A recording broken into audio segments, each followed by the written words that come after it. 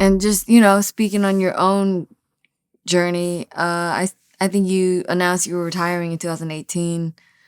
Yeah, shit, I was. Like I said, like that whole thing with that album, it got to me. Like, I was at a place where, people was not only appreciating like what I had brought to the culture. A lot of people just tried to single me into, oh, he just made this one song. People who wasn't even actual fans of me or even Yeah. fans of music as a whole. Like they didn't take into account the fashion, or they didn't take into account the freedom, or they didn't take into account like the heart that I was trying to even create, like this whole punk rap, hardcore rap, like real rock star thing. Like when I was going around telling everybody I'm not a rapper, I'm a rock star, everybody was looking at me crazy as shit. Like, nah, bro, you a rapper. Like, you rap, therefore you're a rapper. And I'm like, nah, but what about, like I said, I had a hardcore band. You listen to hardcore music, right? You have a lot of times where the dude that's screaming will rap.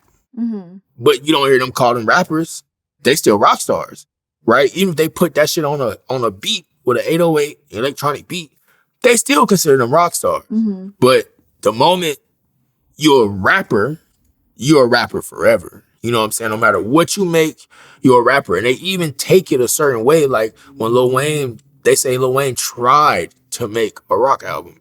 No, he made a rock album. Now, how people received it is one thing, but he made a rock album. And like the progression is, that's the one thing I am happy about, the progression, because now you see Trippy dropped a rock album and it did pretty fucking good. Yeah, it was well received. Right. He was able to just make that. And now you got so many different, they're finally giving us genres. Like you got like Yeet in the cloud rap, or you got like Scarred, who's doing like the hardcore rap, or you got like Cardi is doing like like the what I would consider like grunge or like punk rap in his own way. You're getting those subgenres of rap, but at that time it was just get to me. Like I wanted to be able to express myself as an artist completely, and I was just getting minimized into this little box. Right. Fucking up my whole mental. Hell yeah. Man. Cause I actually interviewed Flippa, right? Yeah. And did you guys share the same sentiments since he went through it with QC as well? I feel like a lot of people that was over at QC had them same kind of sentiments. It was just, you just felt more like and we know that we tools at a certain point. Like when you sign that contract, you a slave. At one level or another, you are a slave. That just is what it is, but at the same time, you expect, if you give, then you get back what you give. And if you give your all to these people, right, you expect, especially when you like, I went to a label that looks like me. And I'm saying that like racially, like I didn't go and sign to the white people immediately. I went and signed with some people who look like me. And we made a pact together, like, we gonna lift each other up. Like, you put in this work and I'm gonna lift you up. I put in this work and we gonna lift each other up. And then like you put in all your work and they do the exact same thing that, or worse than what the other people would have did. So, you feel that way about it, but eventually you gotta let that shit go. Like it just, that bitterness or that feeling, it just end up destroying you anyway, which is why I fuck it. At this point now, I don't care about it. It is what it is. Are y'all on good terms now? I haven't spoken to anybody at QC, like management level in a while. I don't even remember the last time I spoke to anybody at the level. And I've spoken to different people that's at QC. Like I seen Baby not too long ago. And like I said, I've been knowing him a little bit longer, so that was all good. I got too much love for him. How'd you and Baby meet? Through one of my mutual friends, J5. My boy Five is a rapper. Check J5 shit out. But met through him. And I've been rooting for him for a long time. I'm always happy to see him win. Or people like him and like Thug and shit like that. Like I'm always happy to see anybody win. To be honest, like seeing Set and Take Off and all in win. Like I'm always happy about that. Like seeing Quavo be able to do his shit over here with Ye and with Kanye and like him, everybody getting their roses where they supposed to get them at. I'm always happy to see that. Right. I think the issue is just more so in all of us feeling like we created an era and all we wanted for that was the same thing that we gave. We just wanted that back. Yeah, You know, yeah. like give us that same love that we put in. Give us that back. You Right. know, and that's all that shit was. For sure. Yeah. You mentioned Kanye. What are your thoughts on Kanye? I think I saw your tweet one time. You agreed that My Dark Twisted Fantasy wasn't his best project. or No, something. I feel like that was him giving people what they wanted. Okay. And people take that to say that there is no, in my opinion, there is no bad Kanye album. There is no even like okay Kanye album. But my favorite Ye albums was always the ones where he pushed the boundaries. Like when I heard all the first albums, everybody's like, "Oh, your college dropout," and that was cool. Late Registration, all those were great. Those great albums. But I immediately was drawn to Graduation because you could tell he finally felt vindicated and free. That was like probably the first time he felt vindicated. Where he was, I mean, he even said, "Can I talk my shit again, even if I don't hit again?" Dog, are you fucking kidding? You know what I'm saying? Like I like when you rap those lines from Graduation, like you feel like that, you know. And if you ever felt like that, you feel like that. And like when 808s came out, you know, I knew 808s was something special, even when a lot of people didn't. I Same with love Yeezus. 808s. That's my Yeah, favorite like album. he poured his soul out, you know. And I felt like with my Beautiful Dark Twisted Fantasy, I felt like he wasn't succumbing to the pressure of everything. It was just he felt like he was about to. Right. And so he gave everybody what they wanted. He gave them the sweeping, gigantic beats and, you know, the orchestral fucking magnificence that you expect to hear from a Kanye West production. You know what I'm saying? Like he gave them that. He gave them the huge collabs. He gave them everything they wanted. So that it was impossible for anybody to say that this isn't a masterpiece. Right. But the other ones was so far ahead. And as a person that I've always lived in the future, like as a person that's so far ahead, like to hear him make like those industrial sounds and like to bend the auto tune and shit like that, or like even like with Pablo and all that, like when he was able to come at it a whole different way, I felt like those was just like way more like they should be applauded way more. Right. You know, and eventually everybody agreed too. You know, Right. so hell yeah, I agree with him 100%. Love that. Talk about. Well, just want to touch on 2019. You survived an almost fatal car crash. Yeah. And then you revealed you have a flesh-eating disease. Man. Yeah, that was a crazy time. Fucking crazy.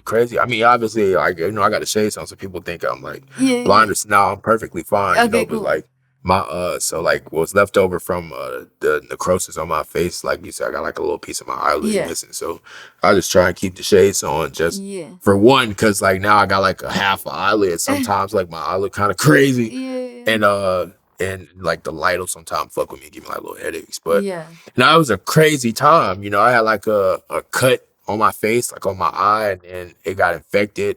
And I got necrotizing fasciitis, which is literally flesh-eating bacteria. How does that happen? Like, does your doctor take responsibility for that? Like, no, and I started. I was gearing up for a lawsuit, and then like so much stuff happened. Okay. Like in between time, I had to spend so much money just taking care of my face, and like making sure like they wanted to give me skin grafts and all this kind of stuff, and I was like completely against it. Like I didn't want them to cut anything else off me to replace anything else. Damn. So I was like, I had like it was crazy. This little Mexican lady was actually the one that told me to like just start getting aloe leaves, like actual aloe leaves, and start breaking them down and like making a paste out of it. And so I did that shit for like a year straight. Wow. You know, and my face actually healed on its own, and like then my head healed on its own. And but for like a solid year straight, like I had like no face. You know, I had like a gigantic